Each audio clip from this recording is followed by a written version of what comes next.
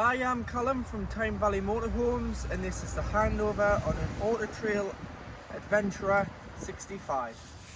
So starting the walk round on the driver's side of the vehicle first. This is your gas level indication device, and that will give an indication of how much gas is in your 25 litre underslung tank. But you do need to start the engine for this to work. Give it a few moments as it starts to bring itself up.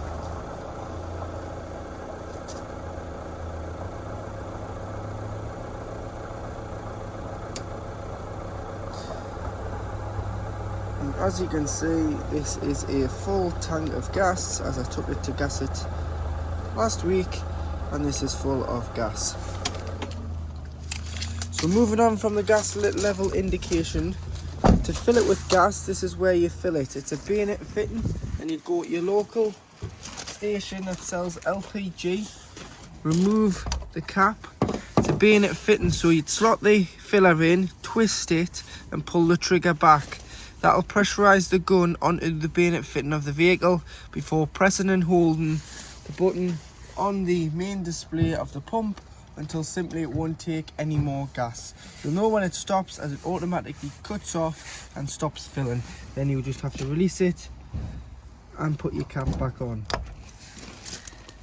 Here you have your fresh water drain. So blue is for fresh water if you've taken on contaminated water or you drain it down for the winter. That gets rid of your fresh water, and grey is any water that you've used. Shower, dishes, so shower, kitchen sink and hand basin all goes into here. Drive over the site on the way out and crank this open and it'll allow the dirty water out. You should never be driving around with dirty water where not needed, as this will add more weight to the vehicle and it will use more fuel.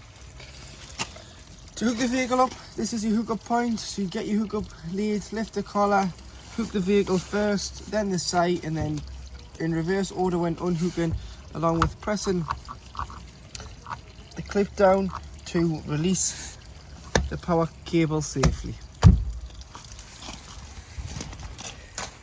This is your cassette. So your toilet opens with the habitation key. Push both in. Lift the orange handle and slide the cassette out of the vehicle. You can then carry it, or you can wheel it to your waste disposal point, which is normally beside your toilet block on site. And then to empty, you want to remove the grey cap, press the orange button and tip the contents of the cassette out. So this is just water we've tested the toilet with. Tip that out. Once you've tipped it out, put some water in, give it a rinse, tip out again before going in with a cap full of chemical. It can either be green or blue, and it's 120 ml. Into here, and it's good to go back into the van. Coming round, you've got your high level brake light with reversing camera integrated into it. This customer has opted a tow bar, so they don't come with a tow bar as standard. This is a cost option. But you do have a tow bar on here with 13 pin electrics.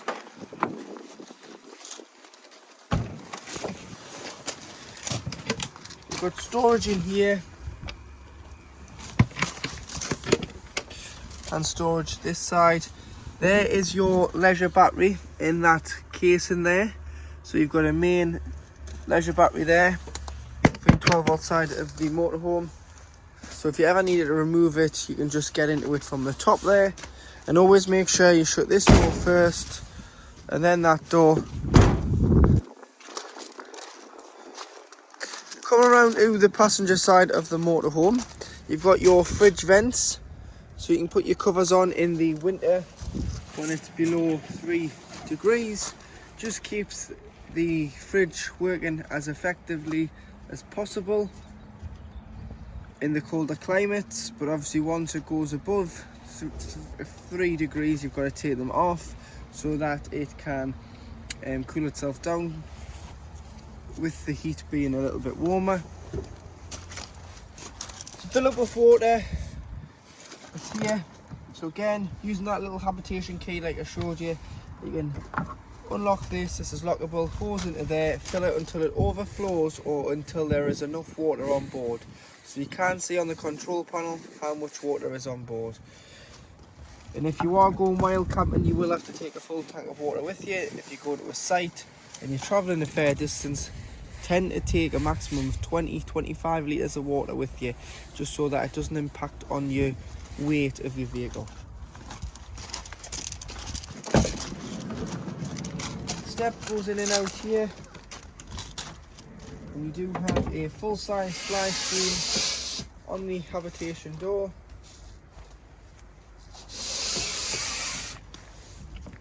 Along with the light, and obviously your steps will retract when the engine is started. That light will work when your control panel's turned on. Here you have your diesel filler and AdBlue. So with it being a new engine, it does take AdBlue, which you can buy on the pumps. It's about 150 a litre. Takes 19 litres from empty, but you will get a light on the dashboard that tells you your AdBlue level is low. It'll give you a certain mileage countdown. It's normally 1,000 mile it gives you, but as soon as the light comes on, top it up, either buying the drums or buying it on the pump, just to avoid the vehicle going into restriction mode, which is max speed of 50 mile an hour. Just all that does is it cleans your catalytic converter out at a certain temperature and keeps it as clean as possible for a diesel vehicle. Main ignition key opens your fuel, so you just pop that in there and fill with fuel. Tyre pressures can be found here, so 5.5 bar, which is 79.5 psi. Underneath the passenger seat is where your toolkit is, so jack and a brace and a tonai. Engine battery is underneath the floor. There's a compartment in the floor, taking the cab mat out. Big compartment in the floor, and you can get to the top of the battery there should you ever need to remove it in years to come, or if you want to jump start from the battery itself. However, the bonnet release is here.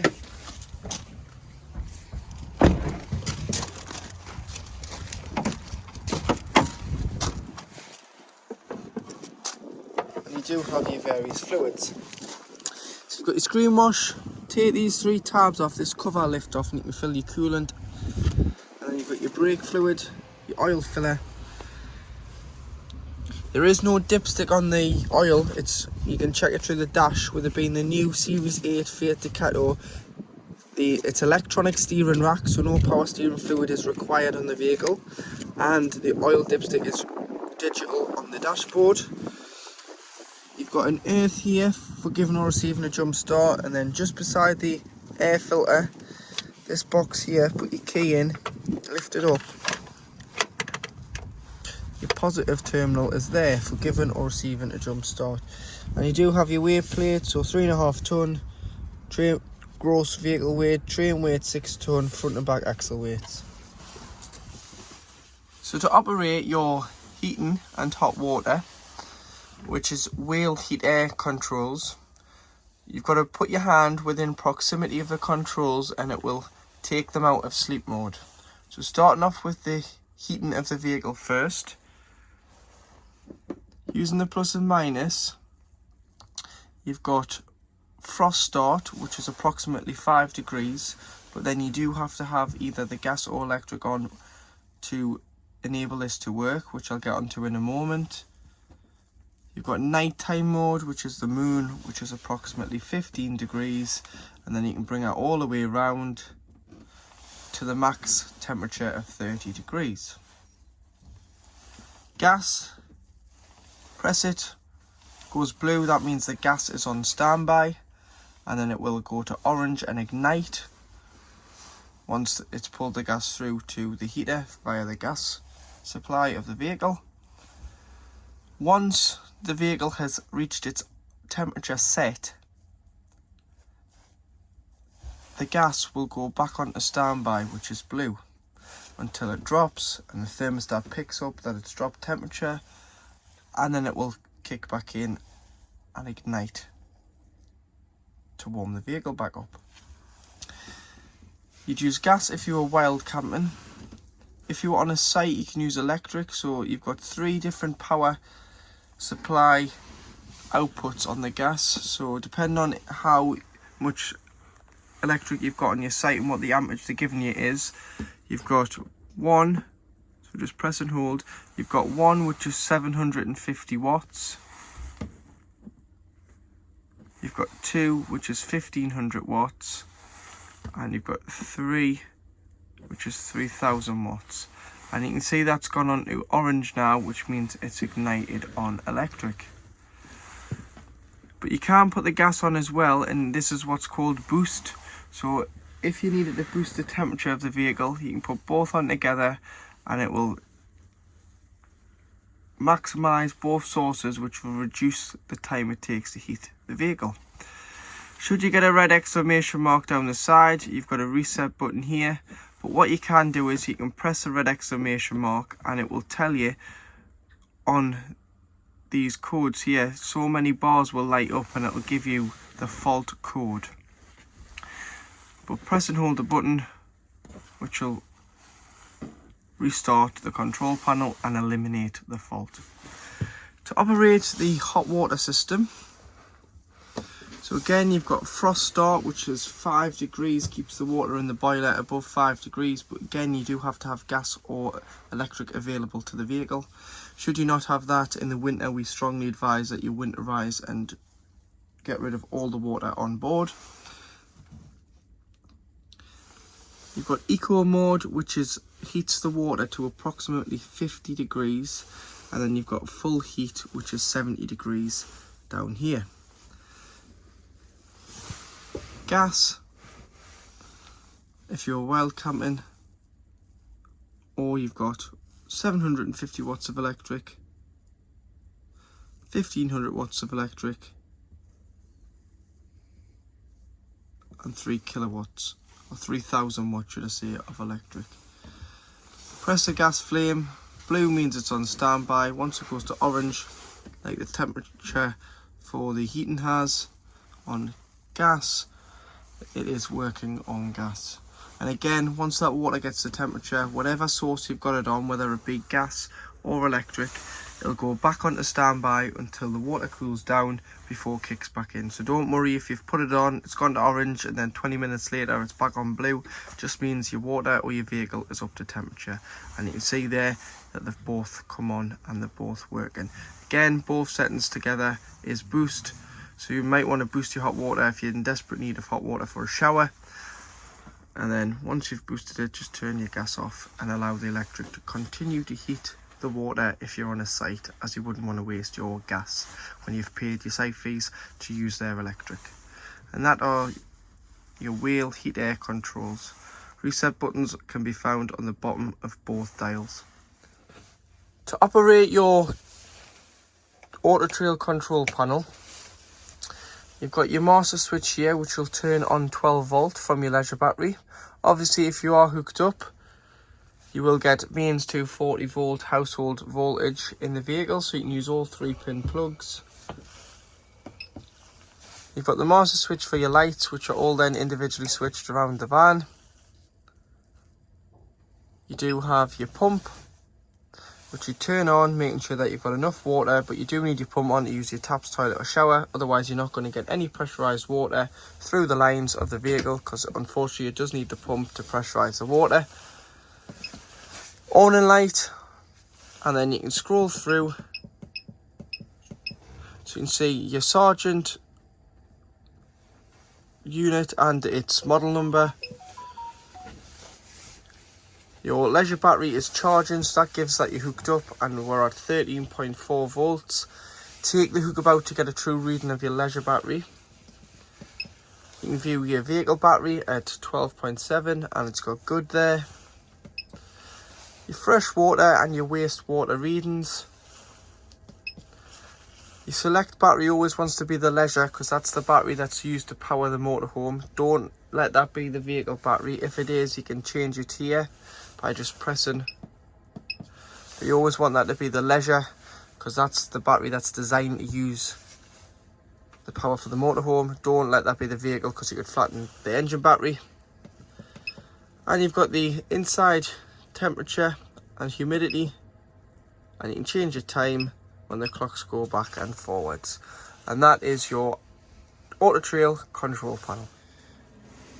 To operate your Dometic fridge, you've got your on-off button here. So just press and hold and you can turn it off when not in use. And when not in use, you always want to leave the door open. And on the side of the light, you do have this handy little pin. Pushes in, slides out, which means it keeps the door ajar to allow ventilation in and out the fridge to stop smell and mold from forming in the fridge.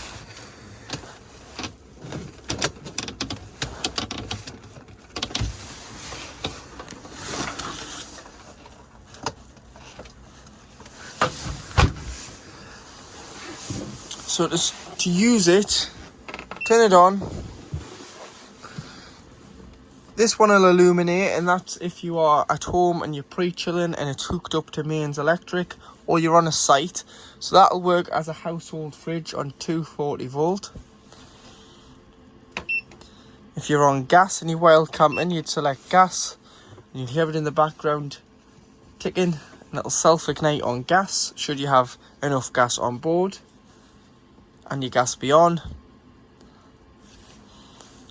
And then you do have battery, and it's failing now because the engine's not running, and that's a feed of the engine battery to keep the temperature of your fridge the same as when you departed. So it needs to be pre-chilled, or if you've gone to one site and you've been there a few days or overnight and you're ready to drive off to your next one, you can put on a battery, and as soon as you fire the engine up, it'll get a feed from the engine alternator and it'll act as a giant cool box until you arrive back on site and either go back onto electric or you go onto gas if you're wild camping. Temperature here, so when pre-chilling, always has started on full temperature. Get the fridge down to temperature, and then when you put your shopping in, you may just want to turn it down to 4 or 3 just so it doesn't freeze the contents of the fridge. Remember to clean it out once in a while and leave the door open when you're not using it to avoid smells from forming within the fridge, which will then make your motorhome smell. So electric, gas, 12 volt when you're travelling to keep the shopping at a steady temperature like a cool box, but it's got to be down to temperature first and the engine has got to be on. So in the kitchen area you do have 2 gas burners. It tells you here the size of the pan, so you've got a 15 centimeter pan maximum on that one and an 18 centimeter pan on this one. Don't get any bigger pans because you'll put too much pressure on the burner and it'll not bring your pan down to temperature quick enough. It'll take a while to heat up. And then underneath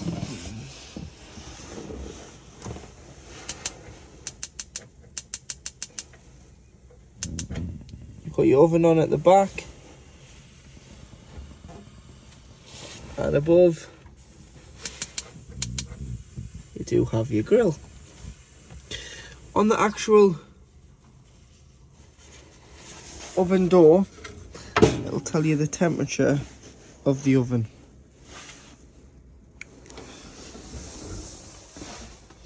Making sure the pump's on, you go to the hot side of the tap and bring your hot water through there, and that water is warm. As you can see, the steam coming off the water, so it is up to temperature and your hot water system is working as it should.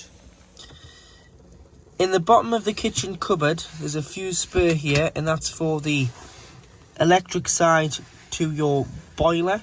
So make sure that that's always switched on. If you are having any problems with trying to get the electric side to illuminate and it's not illuminating, just make sure this is switched on, otherwise that could be the cause of problem. You could have knocked it when getting things in and out of your cupboard.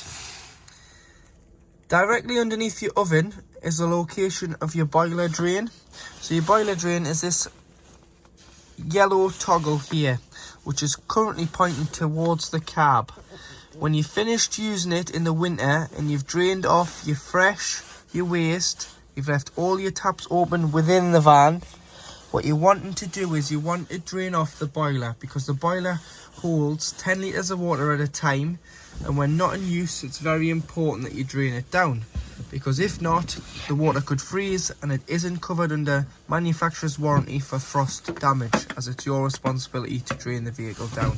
So what you need to do is you need to point it towards the driver's side of the vehicle to the washroom door, and it will drain off all 10 litres of water directly out underneath your boiler. Open that up, open your taps, and then put the control panel on. Put the pump on for about 5 to 10 seconds. It'll just squirt any water out that's still in there, and then turn it off. Don't leave it on any longer than that, otherwise you could damage the pump with no water being in. But it does just blow the water that's in the pump out, so it makes sure that the pump is safely winterized as well. When you come to reuse it, back towards the cab in that position there, shut the taps, shut the freshener waste, fill the vehicle with water, cold water from outside, which will be over here, comes in here into the tank, pump on, cold side open on the tap, slowly go around the hot. You'll get a lot of air compressed out the tap until you get a free flow of water from the hot side. This is when you know that your boiler has reached maximum capacity of 10 litres in the boiler. At the back you do have your gas taps, so any problems with gas you can turn off each gas appliance there, or if you wanted completely shut off the gas you can turn all of them off so that no gas is physically coming from the tank into the motorhome. But there is a main stopcock on the gas tank at the back underneath the vehicle. In your washroom, which is a wet room, you do have your toilet. So starting off with the toilet, you can spin the toilet round, press the blue button, making sure that the pump's on, and you'll get a fresh water flush. Flush your toilet and put a small amount of toilet water from the flush in the bowl, and then open the blade before you use it, which is this grey lever here. Slide it to the left. That just helps lubricate the seal between the toilet and the top of the cassette. You can now use the toilet, give it a good flush after use, and close the blade to the right. If you want to leave the blade open and try and get the cassette out when it indicates it's full, which you'll get 3 green lights underneath the diagram of the cassette here, it will not come out because the mechanism is engaged.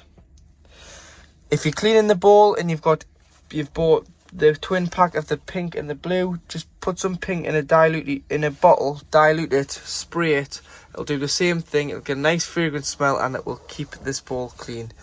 Do not use any harsh bleaches on any of the plastic in the washroom, including the shower tray. Light wipes, soap, anything, microfiber cloths, nothing harsh, because you'll take the shine off the toilet, the shower tray and the sink. You've got to use light chemicals to avoid this from becoming discoloured. When winterising as well, make sure you unscrew your shower head from the hose and lie the hose in the shower tray with the mixer tap open. There's your shower curtain, which will come round and press it on to stop the toilet from getting wet. Got a toilet roll holder, towel rail holder and a hanger. And if you push these in, you've got some toiletry sprays, a complimentary bottle of blue for the cassette. You'll get 1 cap out of that, and you've got your sink. So when you've used this, always tip it up slowly and fold the tap away, as it's got to go into the channel, and if you put too much water in you can flood the vehicle. And ensure the sink is open, so down like so when travelling, just to avoid it from springing open and giving you a fright when you're driving. So underneath the long bench seat at the back on the driver's side, like I was saying from outside, this is the location of your leisure battery, and you've got a 20 amp fuse here, so that's your main 12 volt battery fuse. But you've also got your EC176 power supply unit from Sargent, which has all your 12 volt fuses in, which are all marked on what amperage and what fuse does which. This side you do have your main trip tester. So if you're struggling and thinking the vehicle wasn't receiving power, if you try and trip her out, if she trips, she's receiving power. If she doesn't trip, the motorhome isn't getting any power through the hookup lead. So it could be the site or where you've got the vehicle plugged into. This needs to be pushed in and illuminated for the heater to work on electric, and that is your charger charging your leisure battery on mains. Leave them as they are. If you have got any problems, this would be the first place I would try, just to see if these have been pushed out, but they should illuminate when hooked up. 12 volt system shutdown button. So this will shut all 12 volt off, including the head unit and reversing camera in the winter. So if you're taking her out for a spin in the winter, which we advise you to do, and you're wondering why the reversing camera and the head unit isn't working, if you've turned this off to stop a 12 volt drain, that needs to be turned on for the head unit to work. Other fuse here and a module, which is your crossover from your cab, I think. And to make the bed up, so you've got two bars which go in here, and the bars sit at the back. So not on this one, on the other side, the bars will be underneath the seat. So if you lift it up, you'll see the bars there. They go in here, these slide out, and then the backrests, which are these, go in the middle here. Or you can pull the base cushions forward and put the backrests at the back. It's entirely up to you. But what I would do is turn the seats upside down, because you get a flatter surface to sleep on, sleeping on the backs of the cushions instead of sleeping on the fronts, which is where you've got your bull nose and your tapered edge. But that's how you'd make the back bed up. Pole for the table is in the wardrobe, which you can put the table at the back there, with the tabletop in here. In the cupboards just behind the washroom, you do have your solar charge selector, so you can select it to go to the vehicle battery when the van is standing, or when in use you can have it to the leisure battery. Note that the leisure battery, when hooked up, gets priority from mains, and the solar panel will go to sleep, but you can distribute the charge to which battery you want through here. And on this side you do have your fixed TV aerial. You've got a booster here, so you can amplify the signal. Should it be too strong or too weak, you can turn it down, and you can turn the booster on and off just here. That will work your TV. So you've got an Avtex television as part of the pack on the vehicle, which is a media pack. But you will have to retune the telly every time you move locations, which is very simple. Press this button here, scroll all the way down to the three dots, all settings, and you want to go to programs, tunings and settings.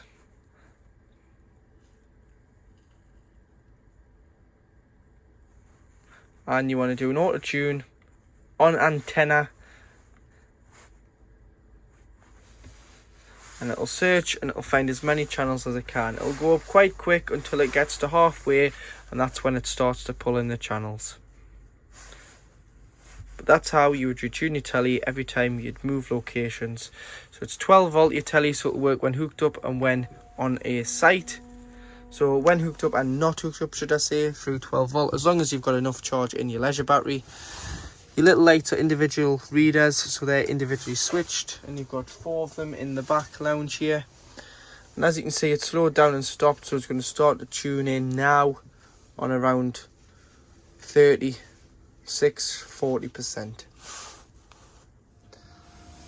So in the pop top, you've got 2 reading lights, which have got 2 settings, so you can have it dim or you can have it on the brighter setting, as well as a USB in the bottom for charging on both. And you've also got a safety rail if you're putting children up there, And now I'm going to show you how to bring the roof down. So what you need to do is grab a hold of both, pull it down. It's always best to open the door just to relieve the pressure inside the van. Bring it so far down, and you want to pull both sides of the canvas as well as the front to avoid it getting trapped between the roof and the shell of the vehicle. You can roll the front one up. Once you've got the canvas, have it out of the way of the straps.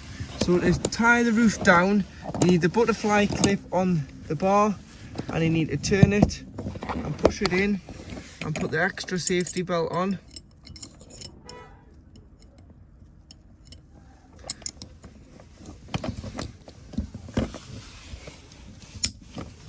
And that's that side locked in, and you do the same the other side. So you need to ensure that the canvas is out the way. Push it back. Butterfly clip onto the bar. Turn it to lock it in. So butterfly on the bar, turn it, lock it in. Push it out the way. And then clip it in, and that's the roof down into position. You've then got a cover that just press studs on the press studs right the way around the perimeter. But before you do that, you need to store your ladder away. So hold the camera. Oh, sorry. Store the ladder up. There's a bar which clips on here. Clips on there, and it holds the ladder into place. You can then put your cover on, and any loose straps just slot in and hide away.